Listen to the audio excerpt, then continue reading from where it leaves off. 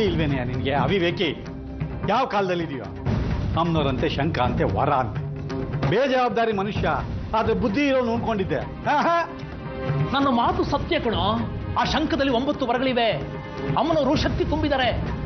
ಹಿಂದೆ ಮಾರ್ತಾಂಡ ಈ ಶಂಖಕ್ಕೋಸ್ಕರ ಪ್ರಯತ್ನ ಪಟ್ಟನಂತೆ, ದಕ್ಕಲಿಲ್ಲ. ಈ ಶಂಖ ತಂದು ಕೊಟ್ರೆ 1 ಕೋಟಿ ಕೊಡ್ತೀನಿ ಅಂದಿದ್ರು ಕೇಶವನಾಥರು. ನೀನು ಕಂಠಿಹಾರದ ಕೇಸಲ್ಲಿ ಅಂಧರಾಗಿದೆಯಲ್ಲ ಆಗ.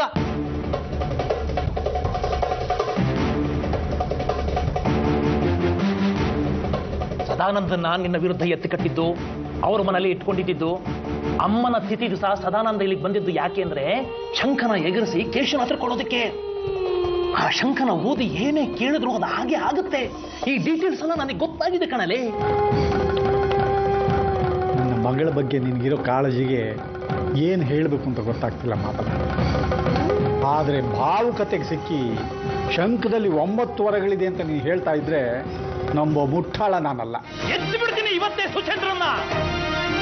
ಸತ್ಯ ಹೇಳಿದ್ರೆ ನೀನು ನಂಬಲ್ಲ ಅಲ್ವಾ? ಸುಚೇಂದ್ರನ ಮುಗಿಸಿದ್ರೆ ದೇವಿ ಬದುಕೊಳ್ತಾಳೆ. ನನಗೆ ಅದು ಮುಖ್ಯ. ಸುಚೇಂದ್ರನ ಕೊಂದು ದೇವಿನ ಬದುಸ್ಕೊತೀನಿ. ಆ ಶಂಖ 9 ವರಗಳು ಅದೇನು ಅಂತ ನೋಡೇ ಬಿಡ. ಆ ಪರೀಕ್ಷೆನೂ ನಡೆದೇ ಹೋಗಿ ಹುಡ್ಕೋ, ಎಲ್ಲಿದೆ ಶಂಖ?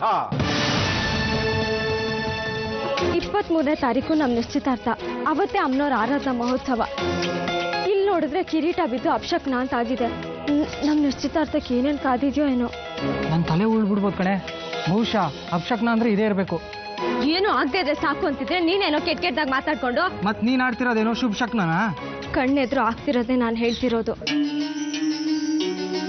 ನಾವು ಹರಕೆ ತೀರಿಸ್ದೇ ಇದ್ದಿದ್ದು ಎಷ್ಟು ಸತ್ಯನೋ, ಕಿರೀಟ ಬಿದ್ದಿದ್ದು ಅಪಶಕ್ನ, ಮುಂದಾಗೋ ಅನಾಹುತದ ಬಗ್ಗೆ ಮುನ್ಸೂಚನೆ ಅನ್ನೋದು ಅಷ್ಟೇ ಸತ್ಯ.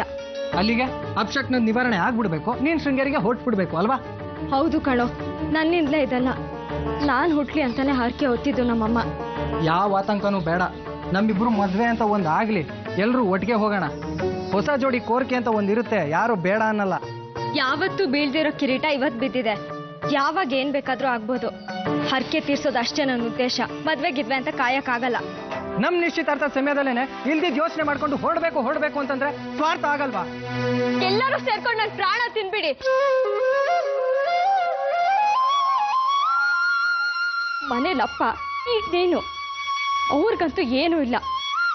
ಬೆಟ್ಟದಲ್ಲಿ ಅಮ್ಮಂಗೆ ಕಣ್ ಬಂದ್ರು ಅವ್ರಿಗೆ ಅಮ್ಮನವ್ರ ಮೇಲೆ ನಂಬಿಕೆ ಬಂದಿಲ್ಲ. ಕ್ಷೇತ್ರ ಅಂದ್ರೆ ಪ್ರೇತ ಅಂತಾರೆ.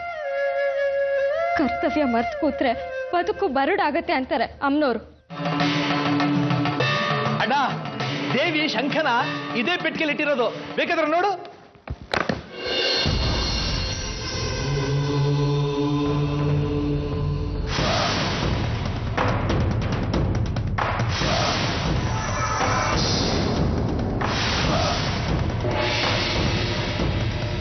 ಶಂಖದಲ್ಲಿರೋ ವರಗಳನ್ನ ಬಳಸ್ಕೊಂಡು ನೀನು ಹೇಳಿದ ಕರ್ತವ್ಯಗಳನ್ನ, ಲೋಕ ಕಲ್ಯಾಣದ ಕೆಲಸನ ಖಂಡಿತ ಪಾಲಿಸ್ತೀನಿ.